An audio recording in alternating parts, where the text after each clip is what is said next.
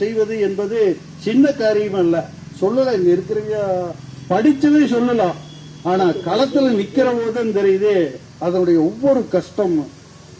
என்னுடைய தோட்டம் அங்க இருக்கு வெள்ளியங்காட்டுல. அங்கிருந்து இங்க லைன் சிட்டிங் பண்றதுக்கு, அங்க அக்ரிகல்ச்சர் லைனை இங்க சிட் பண்றதுக்கு 9 மாசம் ஆச்சு. கிட்டத்தட்ட 5 ஆபீஸ்.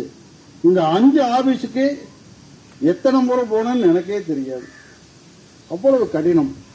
அந்த அந்த கஷ்டங்களை எல்லாம் அனுபவித்து இன்னைக்கு லைனை போட்டு செட் பண்ணி எல்லாம் பென்சிங் பண்ணி வச்சிருந்தேன்.